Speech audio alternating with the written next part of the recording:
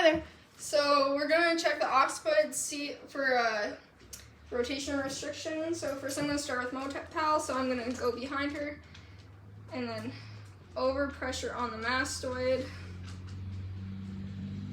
So I found a left rotation restriction, which is right rotation. So then I'm going to set up. So I'm going to start, I'm going to come around, get my rat hole, come around my work, and then I would thrust P to A. Okay, so the next one's TMJ supine long axis. So first I'm going to assess her jaw. So I'm going to come up here, get you to open and close, and open nice and slow and close. And then we're going to do one for a supine for the right TMJ pisiform.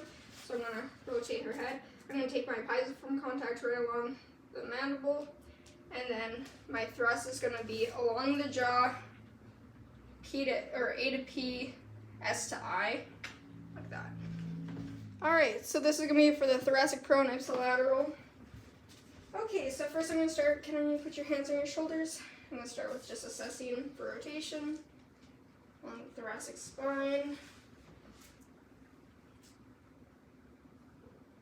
Then I'm going to check for lateral flexion. Same thing. Sorry. Okay, so then we found a restriction, T6, right rotation restriction, right lateral flexion restriction, so I'll get you to lay down on your stomach, please.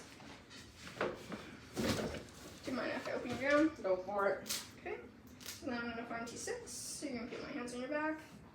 6. Then I'm going to take my caudal hand into like a claw kind of form. Pisiform, then my claw's going to go to the other side.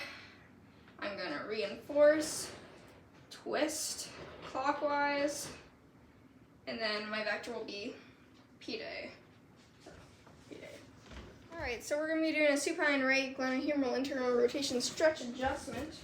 So first I'm going to assess her shoulder. I'm just going to bring it up into the scapulothoracic plane. Then I'm going to internally rotate, and it feels restricted, so then I'm going to put her arm in a bunny hop position, so her elbow is kind of between my legs. I'm going to internally rotate her shoulder, her glenohumeral joint. I'm going to long axis distract whilst in internal rotation, and then long axis, and then a bunny hop for the vector.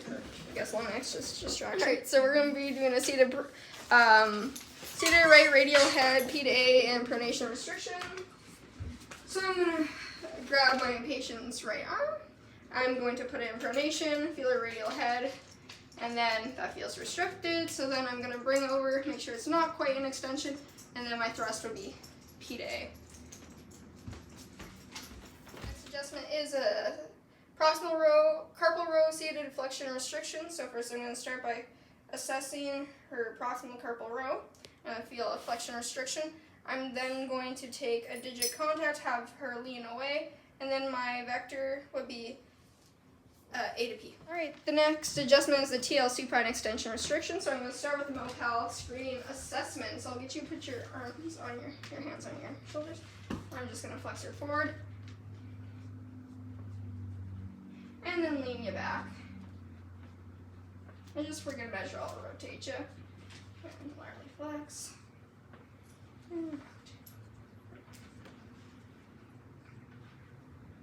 flex. Alright, so we found an extension restriction. So what I'm going to do is I'm going to get you to sit on the end of the table here. I'm going to have a nice hard piece right along her TL. And then I'm going to take